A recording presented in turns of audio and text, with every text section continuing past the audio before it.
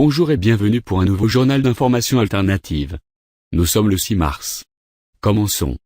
Tout d'abord, on apprend le 29 février, que lors du Salon de l'Agriculture, François Hollande ainsi que le ministre de l'Agriculture, Stéphane Le Foll ont été insultés.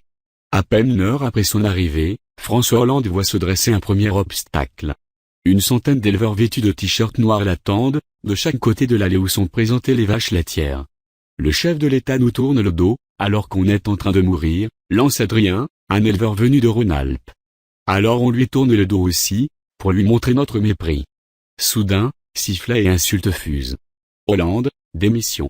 Lance les manifestants, montés sur les portants des stands de la race Primolstein. Et les mots ne sont pas les seuls à voler, de la bouse est lancée en direction du président de la République, sans le toucher. François Hollande et Stéphane Le Foll se moquent de nous, ils ne font rien pour les agriculteurs, assène Adrien, alors que le chef de l'État est évacué par son service d'ordre. La visite de François Hollande reprend, au pas de course. 2 heures plus tard, c'est cette fois le stand du ministère de l'Agriculture qui est pris pour cible par les agriculteurs.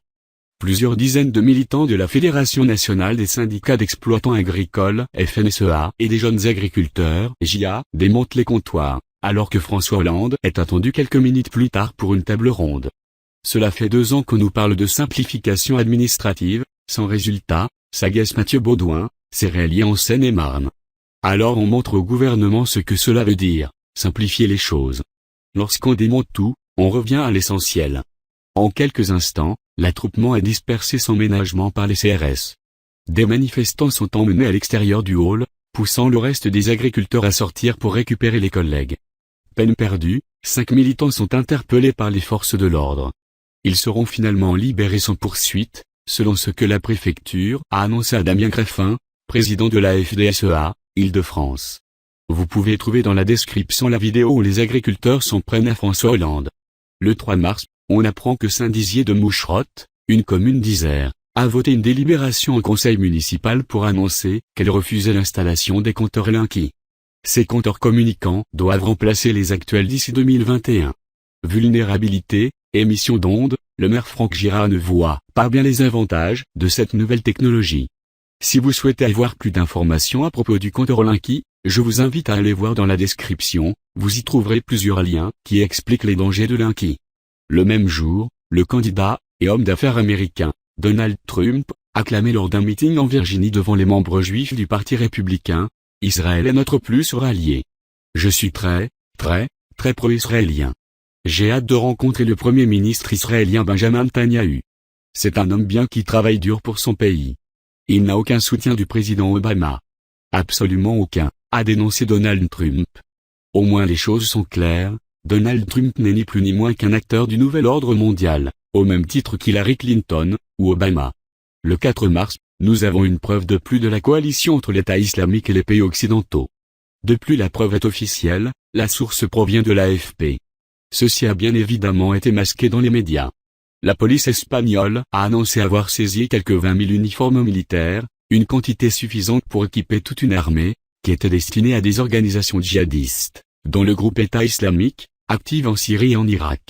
Les uniformes ont été découverts dans 3 conteneurs saisis dans les ports de Valence et d'Alicante en février lors du démantèlement, par la police d'un réseau qui envoyait des armes et du matériel militaire aux organisations djihadistes sous couvert d'aide humanitaire, a annoncé la police dans un communiqué. Cette personne avait alors été arrêtée dans le cadre d'une enquête ouverte en 2014 sur les structures étrangères fournissant un soutien logistique à l'État islamique et au Front al-Nusra, branche d'Al-Qaïda en Syrie. Les conteneurs transportant les uniformes étaient déclarés comme vêtements d'occasion afin de ne pas éveiller les soupçons et de pouvoir passer les différents contrôles douaniers sans difficulté, a ajouté la police. Avec les quelques 20 000 uniformes militaires et accessoires, il aurait été possible d'équiper toute une armée, prête à combattre sur n'importe quel champ de bataille des organisations terroristes, djihadistes dans le monde, selon le communiqué. L'une des entreprises gérées par les suspects arrêtés en février se consacrait à l'importation de vêtements usagés. L'un des suspects arrêtés organisait l'envoi en Syrie et en Irak de matériel militaire, d'argent, d'équipements électroniques de transmission, d'armes à feu et de précurseurs utilisés pour la fabrication d'explosifs par l'intermédiaire d'une société, avait expliqué la police à l'époque. Le matériel était expédié dans des conteneurs fermés sous couvert d'aide humanitaire et les envois étaient financés par la Hawala, un système islamique informel de transfert de fonds, beaucoup plus discret que les transferts bancaires classiques. Le chef du réseau a en outre des relations constantes avec un membre de l'EI, qui lui avait demandé à plusieurs reprises de recruter des femmes en vue de les marier à des djihadistes en Syrie. Nouveau scandale le 5 mars, Thierry Borne qui est arrêté légalement, pour avoir déposé 15 tonnes de fumier devant l'Assemblée nationale pour protester contre la hausse de la TVA. Et bien récemment, l'État a donc volé ses biens organisés à Grilly dans l'Ain, une vente aux enchères dans le centre équestre de la commune, placée sous redressement judiciaire. Son propriétaire, Thierry Borne, est une personnalité relativement connue dans le secteur du pays de Gex, mais il est très populaire des médias alternatifs, tels qu'Agence Info Libre. Ils étaient d'ailleurs présents pendant la vente aux enchères, je vous propose d'aller voir leur vidéo, qui est dans la description. Le 5 mars, nous apprenons une bonne nouvelle. 6 ONG environnementales portent plainte contre les responsables de l'évaluation du glyphosate en Europe. Les 7 et 8 mars prochains, les États membres de l'UE doivent se prononcer par un vote à la majorité qualifiée sur cette autorisation du glyphosate jusqu'en 2031 et il semble que selon toute vraisemblance, les États membres soient susceptibles de voter en faveur. La semaine prochaine, la France prendra officiellement position contre le renouvellement de l'autorisation du pesticide le plus controversé et le plus vendu au monde. C'est ce qu'a affirmé ce vendredi la ministre de l'Environnement Ségolène Royal.